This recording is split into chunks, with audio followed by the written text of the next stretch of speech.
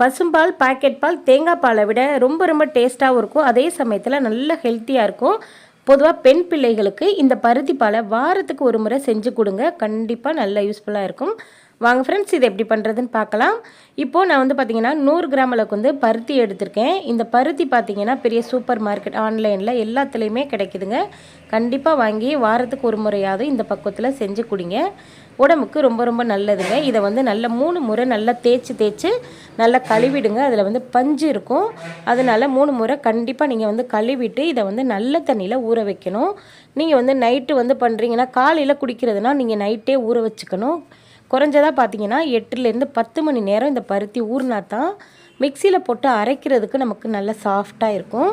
இப்போ பார்த்தீங்கன்னா நல்ல தண்ணி ஊற்றி ஊற வச்சுட்டேன். இது கூட 2 டேபிள் ஸ்பூன் அளவுக்கு வந்து பச்சரிசி, இல்லைனா சாப்பாட்டு அரிசி, இல்லைனா புழுங்கல் அரிசி, இல்லைனா இட்லி அரிசி, எந்த அரிசியை வேணாலும் நம்ம பயன்படுத்திக்கலாம். ஆனால் 2 டேபிள் ஸ்பூன் அளவுக்கு வந்து சேர்த்துக்கோங்க, கரெக்டாக இருக்கும். இப்போது நம்ம வந்து அரிசியையும் பருத்தியையும் ஊற வச்சுக்கலாம். நான் வந்து பார்த்திங்கன்னா நைட்டு ஊற வச்சுருக்கேன், காலையில் ரெடி பண்ணுறதுக்காக. பருத்தியும் அரிசியும் நல்லா ஊறிடுச்சு. இந்த மாதிரி நல்லா ஊறி உப்பி வந்திருக்கணும். நல்லா டபுள் சைஸாக ஊறி இருக்குது பாருங்கள். இந்த பக்குவத்துக்கு ஊறினா தான் அதுலேருந்து பால் வந்து நமக்கு கிடைக்குங்க. இப்போ இதை வந்து நல்லா தண்ணியை நல்லா ஒரு முறை நல்லா வடித்து எடுத்துகிட்டு மிக்ஸி ஜார் வந்து சேர்த்துக்கலாம். மிக்சியில் போட்டு ரொம்பவும் நைஸாக அரைச்சிடக்கூடாது, லைட்டான ஒரு கொரப்பாக இருக்கணும். இதில் வந்து கொஞ்சம் கொஞ்சமாக தண்ணி விட்டு நீங்கள் வந்து நல்ல நைஸான பக்குவத்துக்கு அரைச்சிக்கோங்க. மறுபடியும் சொல்கிறேங்க, ரொம்ப நைஸாக பால் மாதிரி அரைச்சிட வேண்டாம். இந்த பக்குவத்துக்கு நான் காட்டுற மாதிரி நீங்கள் வந்து அரைச்சிக்கலாங்க. இப்போது நம்ம வந்து அரைச்சி எடுத்துக்கிட்டு வந்தாச்சு. நம்மளுடைய பருத்தி வந்து பாருங்கள் நல்லா கொரப்பாக அரைச்சி எடுத்துகிட்டு வந்துட்டேன். இதை வந்து கையில் வந்து பிழிஞ்சு எடுத்தோம்னா இந்த மாதிரி சக்கை தெரியணும் உங்களுக்கு. இதுதான் பக்குவம், அரைக்கிறதுக்கு உண்டான பக்குவங்க. இதை வந்து நல்லா பிழிஞ்சு எடுத்துருங்க. இதில் வந்து அதிகமாக தண்ணி சேர்த்துற வேண்டாம் அரைக்கும்போது. இப்போது இதை வந்து நல்ல ஒரு நைஸான சலிக்கி வச்சு இதை வந்து சலிச்சு எடுக்கணும்.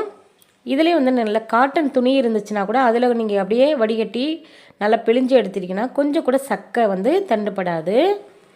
இப்போது நல்ல நைஸான சலிக்கி வச்சு இது போல் நல்லா ஃபில்ட்ரு பண்ணி எடுத்துடலாங்க. கொஞ்சம் கூட சக்கை இருக்கக்கூடாது. மறுபடியும் வந்து இன்னொரு தடவை இதை வந்து மிக்சியில் போட்டு அரைச்சி மறுபடியும் தண்ணி சேர்த்து இந்த மாதிரி வடித்து எடுத்துக்கலாம். 2 முறை அரைங்க போதும், ரொம்ப வந்து அரைச்சிட வேண்டாம், அதுக்கப்புறம் டேஸ்ட்டு மாறிடும். இது போல் நம்ம வந்து வடிகட்டி நல்லா பிழிஞ்சு விட்டு இந்த சக்கையை வந்து ஆடு மாடு இருந்தால் அதுக்கு வந்து போடுங்க. இப்போது நம்மளுடைய பருத்தி பால் பாருங்கள் நல்லா ரெடி ஆயிடுச்சு, சூப்பராக இருக்குங்க. இதுக்கு நல்ல வாசனை தர்றதுக்காக கொஞ்சமாக சுக்கு, 5-6 ஏலக்காய் வந்து சேர்த்துட்டு நம்ம வந்து ஊற வச்சுருந்தா அரிசியை வந்து சேர்த்துக்கலாம். சுக்கு, ஏலக்காய், அரிசி, இது கூட கொஞ்சமாக உப்பு, அதுக்கப்புறம் திப்பிலி எல்லாம் போடுவாங்க. இதில் வந்து நான் இன்றைக்கி வந்து திப்பிலி சேர்க்கலை.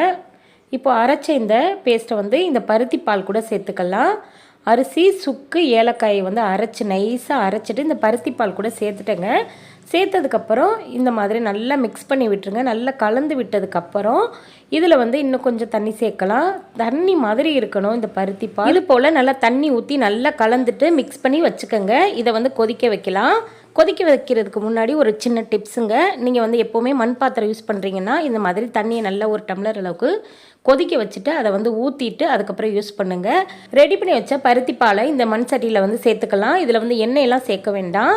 அப்படியே நீங்கள் வந்து டைரெக்டாக நீங்கள் வந்து ரெடி பண்ணி வச்ச பருத்தி பாலை வந்து சேர்த்ததுக்கப்புறம் இது போல் நல்லா கிண்டி விடுங்க. அடுப்பை வந்து சிம்மில் வச்சுட்டு இதை வந்து கொதிக்க விடணும். இதில் வந்து ஒரு சிட்டிகை மட்டும் மஞ்சத்தூள் வந்து சேர்த்துக்கலாம். மஞ்சத்தூள் வந்து சேர்க்குறது ரொம்ப ரொம்ப உடம்புக்கு நல்லதுங்க. அது ஒரு கிருமி நாசினி. இப்போது இது மாதிரி நல்லா கொதிக்க விடணும். இது போல் நல்லா கிண்டி நல்லா பபிள்ஸ் வந்து நல்லா கொதி வரணும். அந்த பருத்தி பாலோடைய பச்சை வாசனையெல்லாம் போய் நல்லா கொதி வரட்டுங்க. இந்த மாதிரி ஒரு டைம் கொடுத்து, அதாவது 10லேருந்து 15 நிமிஷத்துக்கு இதை வந்து கொதிக்க விடலாங்க. இந்த மாதிரி நல்லா சலன்னு கொதிக்க வேணும். இது வந்து பிகினர்ஸ்க்காக சொல்கிறேங்க.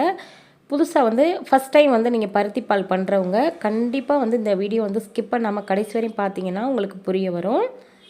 இப்போது நம்மளுடைய பருத்தி பால் பாருங்கள் நல்லா வெந்துக்கிட்டு இருக்குது. இந்த மாதிரி பக்குவத்துக்கு நல்லா வேகணும்.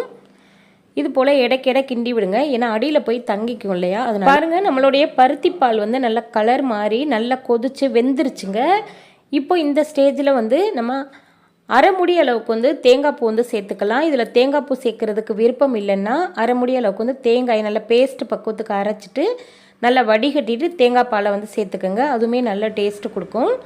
கடைசியாக 1/2 டீஸ்பூன் அளவுக்கு வந்து மிளகுத்தூள் வந்து சேர்த்துக்கலாம். இப்போ வந்து பார்த்திங்கன்னா மழை சீசன் அப்படிங்கிறதுனால இந்த பருத்தி பால் வந்து செஞ்சுட்டு கடைசியாக மிளகுத்தூள் வந்து சேர்த்துட்டு நீங்கள் குடிக்கும்போது கண்டிப்பாக தொண்டையில் இருக்கக்கூடிய சளியெல்லாம் நல்லா வெளியேறிடும். இதில் வந்து இனிப்பு டேஸ்ட்டுக்காக நான் வந்து நாட்டு சர்க்கரை சேர்க்குறேன். நாட்டு சர்க்கரை, வெள்ளை சர்க்கரை எது வேணாலும் சேர்த்துக்கோங்க. வெல்லம் இருந்துச்சுன்னா நீங்கள் வந்து அப்படியே டைரெக்டாக சேர்க்காம தண்ணியில் நல்லா கொதிக்க வச்சுட்டு வடிகட்டி வச்சு அப்படியே டைரெக்டாக நீங்கள் வந்து வடிச்சிட்டு கூட சேர்த்துக்கலாம். இப்போது நம்மளுடைய பருத்தி பால் வந்து பார்த்திங்கன்னா நல்லா சூப்பராக கமன்னு நல்ல வாசனையாக ரெடி ஆயிடுச்சுங்க. கண்டிப்பாக 1 டம்ளர் கேட்குறவங்க 2 டம்ளர் குடிப்பாங்க. இந்த பக்குவத்துக்கு செஞ்சு கொடுத்தீங்கன்னா உடம்புக்கு ரொம்ப ரொம்ப ஆரோக்கியத்தை அள்ளி தரக்கூடிய இந்த பருத்தி பாலை நீங்களும் செஞ்சு சாப்பிட்டு பார்த்துட்டு எப்படி இருக்குன்னு சொல்லுங்கள். தேங்க்யூ.